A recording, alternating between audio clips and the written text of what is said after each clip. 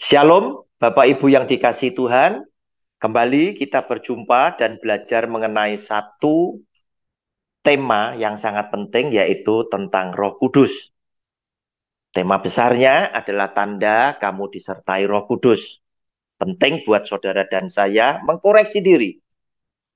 Hidupku itu disertai Roh Kudus atau tidak? Jika jawabannya iya, maka di dalam video yang ketujuh, Roh Kudus yang tinggal di dalam hidup saudara dan saya dan menyertai kita selama-lamanya. Judulnya video ketujuh, Roh Kudus akan memakai kamu untuk memuliakan Tuhan Yesus. Roh Kudus akan memakai kamu untuk memuliakan Tuhan Yesus. Saudara, Yohanes pasal 16 ayat 14 dan 15. Ia akan memuliakan aku, huruf besar, sebab ia akan memberitakan kepadamu apa yang diterimanya daripadaku. 15. Segala sesuatu yang Bapa punya adalah aku punya. Sebab itu aku berkata, ia, Roh Kudus, akan memberitakan kepadamu apa yang diterimanya daripadaku. Saudara, semakin jelas ya bahwa Roh Kudus itu punya satu tujuan, hanya untuk memuliakan Yesus. Hanya untuk bersaksi tentang Yesus. Roh Kudus tidak pernah berkata-kata dari dirinya sendiri. Tetapi dia menyampaikan apa yang dia dengar daripada aku, huruf besar Tuhan Yesus. Ditekankan lagi pada ayat 15, yang Bapak punya, itu punyaku. Nah, berarti Tuhan Yesus ingin sampaikan, Bapak dan aku itu satu. Dan Roh Kudus selalu bersama dengan aku. Tiga, Allah Bapa, Allah Anak, Allah Roh Kudus adalah tiga pribadi yang berbeda. Tetapi pada hakikatnya itu satu. Esa. Sebab Bapa, Anak, dan Roh Kudus ada di dalam satu persekutuan yang indah, yang tidak terpisahkan. Yang mereka semuanya, Tuhan yang Esa, tapi tiga pribadi yang berbeda, selalu hadir dalam kehidupan manusia, dalam semua segi. Itu mereka hadir menjadi saksi, dan mereka berperan dalam hidup saudara dan saya.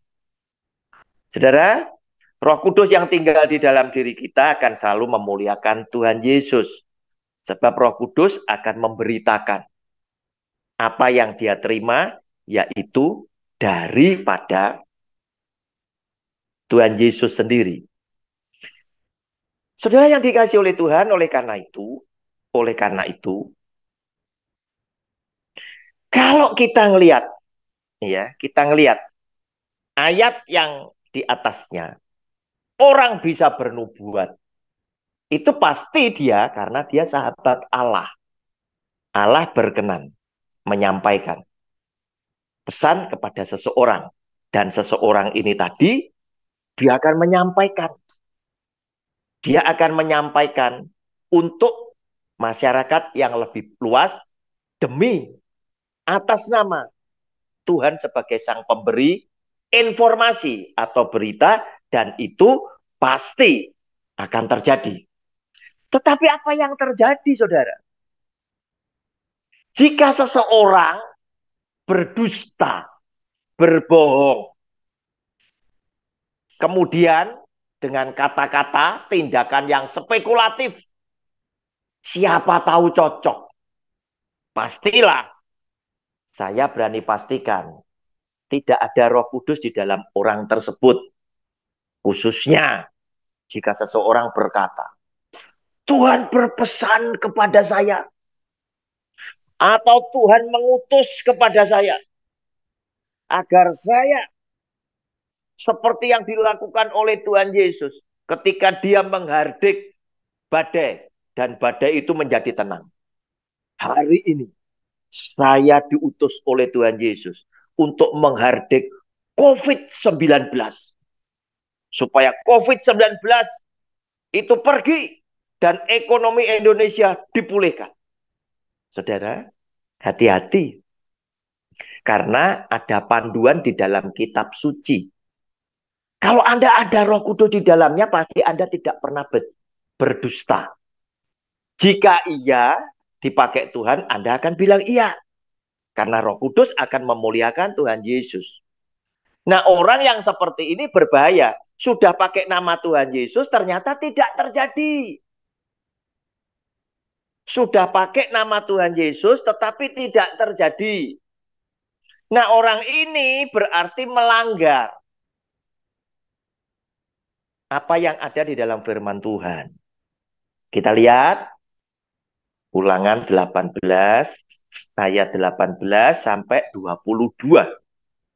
Ini menubuatkan tentang ya Tuhan Yesus, nabi yang seperti dengan Musa.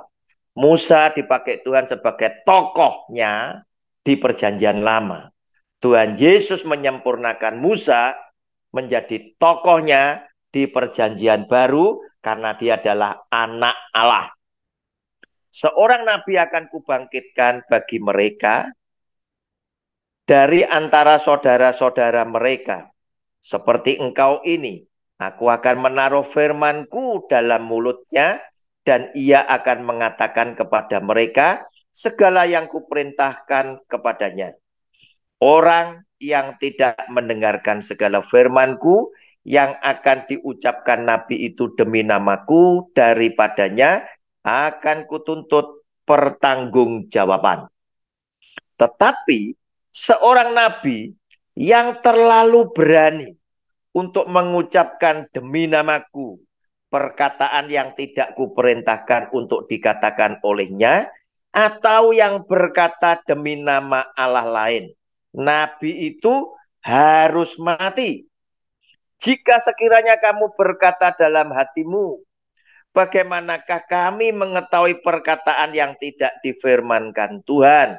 Apabila seorang nabi berkata demi nama Tuhan dan perkataannya itu tidak terjadi dan tidak sampai, maka itulah perkataan yang tidak difirmankan Tuhan. Dengan terlalu berani nabi itu telah mengatakannya, maka janganlah gentar kepadanya. Oleh karena itu, saudara, hati-hati ketika seseorang mengatasnamakan, aku diutus oleh Tuhan, ya, atas nama Tuhan Yesus, ya, bla bla bla bla bla bla. Hati-hati, jika itu tidak terjadi, Alkitab memberitahukan bahwa itu bukan dari Tuhan dan nabi itu harus mati. Ya, hati-hati. Kenapa? Karena orang yang dipakai oleh Tuhan biasanya Roh Kudus suka tinggal di dalam hidupnya. Maka Roh Kudus yang menyertai kita selama-lamanya akan memimpin kita ke dalam seluruh kebenaran. Pasti tidak akan pernah berani bohong. Ya, terlebih Anda berkhotbah mengajarkan ajaran-ajaran dengan kata-kata yang muluk-muluk, janji-janji yang muluk-muluk, yang Alkitab tidak nulis. Hanya dengan maksud dan tujuan supaya pendengarnya senang. Hati-hati, ya. Anda pasti mati. Sebab Alkitab jelas berkata seperti itu. Saudara, bukan hanya untuk nubuatan saja, tetapi sekaligus untuk khotbah pengajaran. Khotbah hari Minggu, khotbah di persekutuan, konseling pribadi. Hati-hati, jangan keluar dari Alkitab, firman Allah.